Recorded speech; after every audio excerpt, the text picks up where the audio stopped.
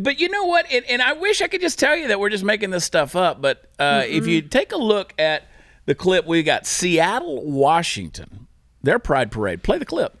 That right there in the front is a little troop of Cub Scouts, Boy Scouts. Everybody's applauding that. That right there, like if you don't see something fundamentally wrong with that image, and tell me there's not a narrative or an agenda. I think fundamentally wrong is that pride flag is way out of date. I mean, they are excluding the triangle. They're excluding the circle now. They're excluding everyone. Yeah. Yeah, there's like 50 different pride flags now. Oh, yeah. There's something for everybody. It's always an update every single day. Yeah.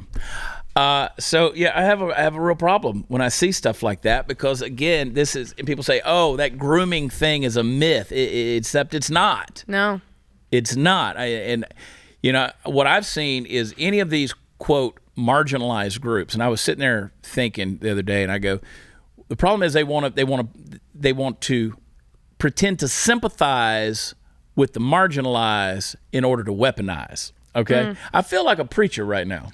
They want to so if these woke companies, you alluded to them a little while ago, whether it's the police department, the airport, all these different companies that are out there, if they could pretend to sympathize with these marginalized groups, then it empowers these marginalized groups, and ultimately it weaponizes them to push an agenda out there. So things like this. You know, here we've how much did the Boy Scouts pay out in like sexual damages from pedophilia? Like $1 billion, and yet you're going to put them in a parade that is a direct thing. How much? 2.7 billion.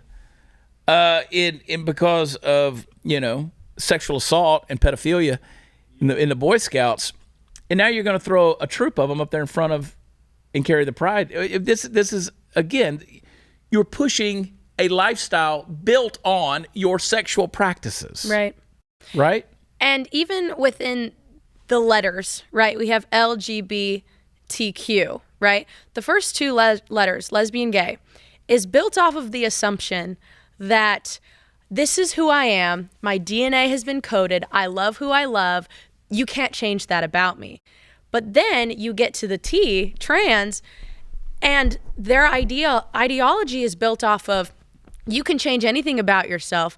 Nothing about my body is connected to my brain. And actually, in fact, I could be a woman stuck in a man's body or vice versa. Yeah. And so you're teaching people, and young people especially, to believe two completely contradictory things at the same time so that you can control them. If you can get people to believe opposite things, then they're not going to have any basis. They're going to believe whatever, and you can just feed them continually all this indoctrination and more slogans and take you to more pride parades and make you think that things are good because you're desensitized to figuring out what contradictions actually are. Yeah. And that's why critical education and critical thinking are so important, and a skill that we don't have really anymore in the United States. They really don't.